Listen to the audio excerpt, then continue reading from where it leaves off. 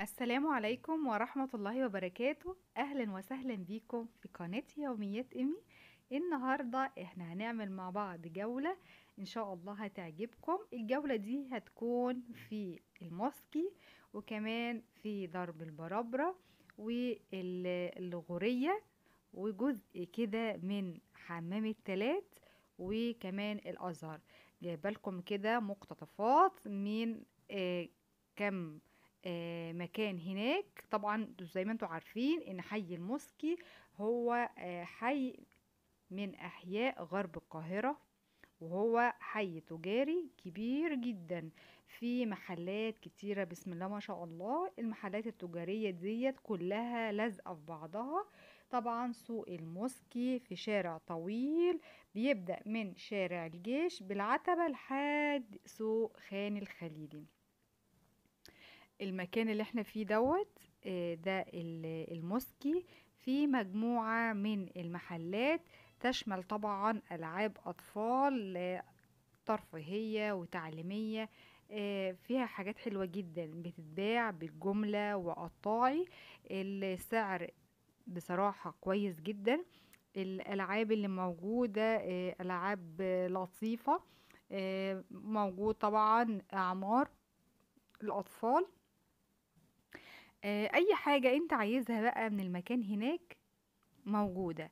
ملابس، العاب، اجهزة، ادوات منزلية، اساس، كل حاجة موجودة في المكان هناك.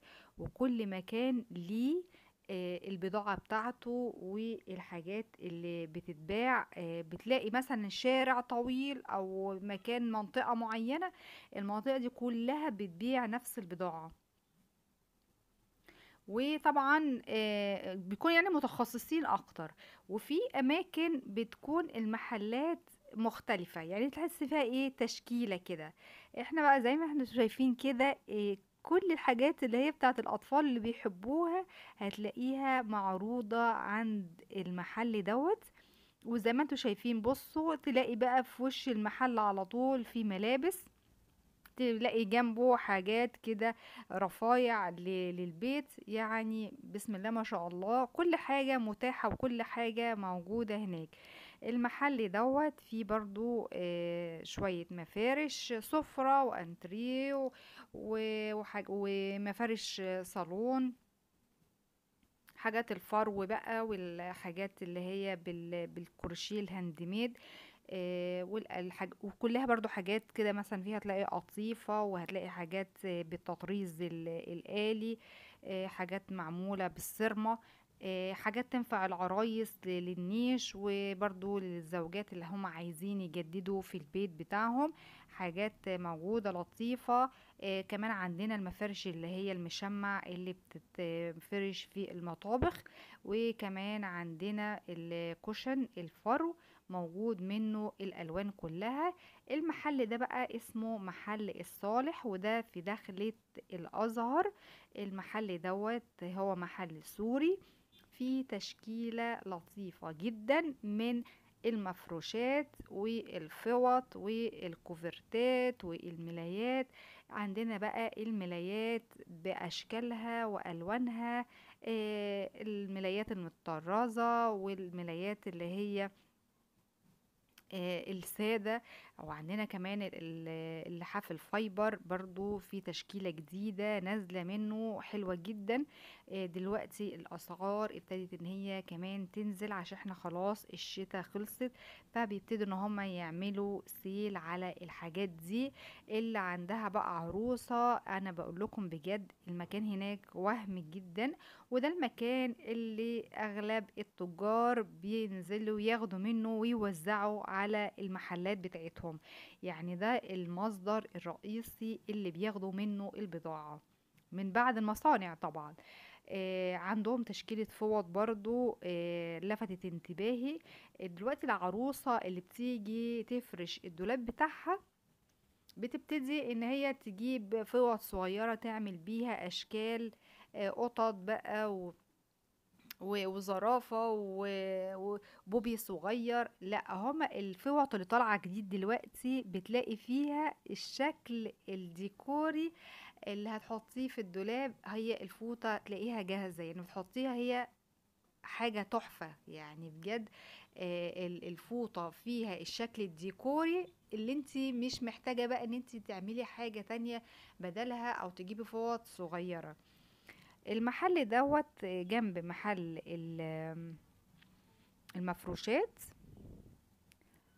بيبيع حاجات برضو، يعني زي ما انتوا شايفين بقى كده، فازات الورد والانتيكات واللوح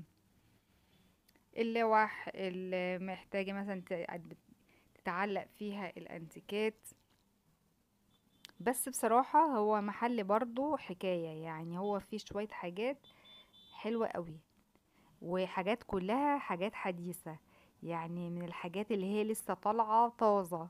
وشايفين بقى إن الحاجات الصغنططة دي بتجنني، يعني انا ممكن اصرف فيها فلوس بالعبيط عشان خاطر الحاجات الصغيرة قوي دي. الانتيكات دي يا جماعة معرفش انا ليه عندي كده جنن بالانتيكات والتحف والفازات والحاجات اللي هي بتطلع اول باول دي. بحب ان انا اغير عندي في البيت على طول واجدد من الحاجات اللي بتطلع جديد. فيعني ببقى عايزة اروح اتفرج وفي نفس الوقت خايفة من نفسي. شايفين؟ طبعا الحاجات دي لما بتتوظف كده في المكان الصح بتدي يعني شياكة ما شاء الله يعني.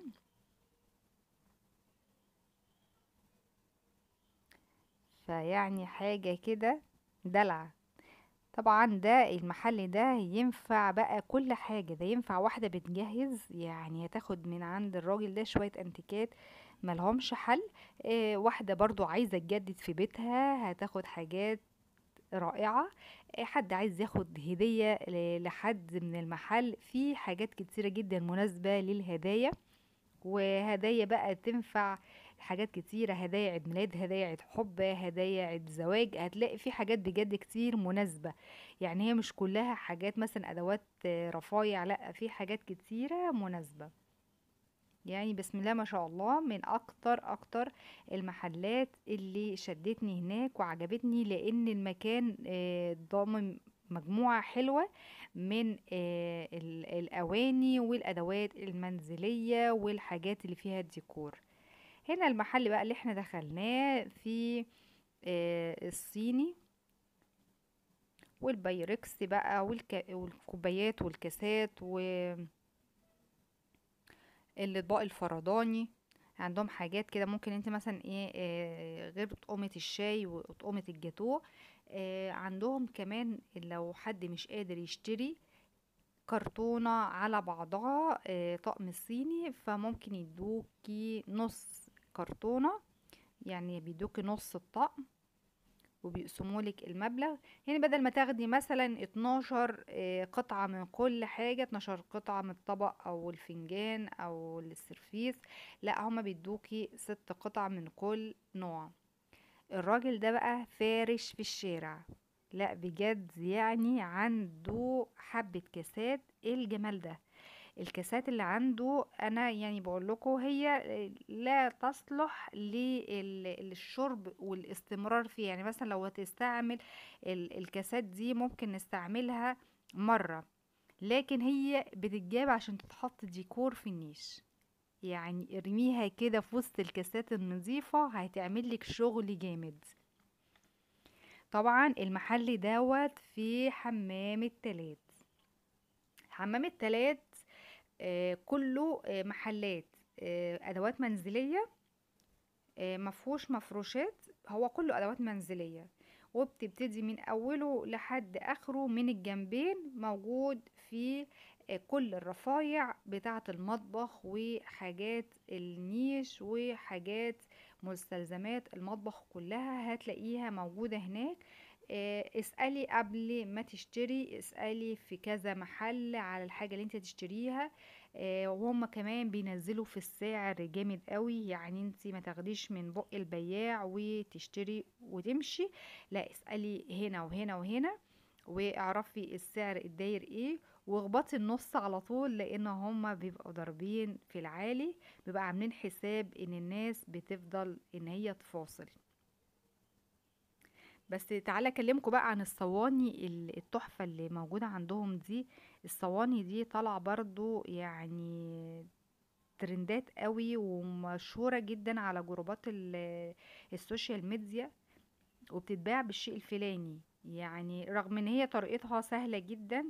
ان شاء الله قريب هعمل لكم فيديو عن طريق عمل الصواني ديت بشكل لطيف وشيك ورخيص، يعني لان الحاجات دي بتبقى حلوة قوي، بغض النظر ان هما ممكن يستخدموا في حاجات تانية، بتبقى حلوة قوي قوي على تسريحة غرفة النوم او تسريحة غرفة الولاد.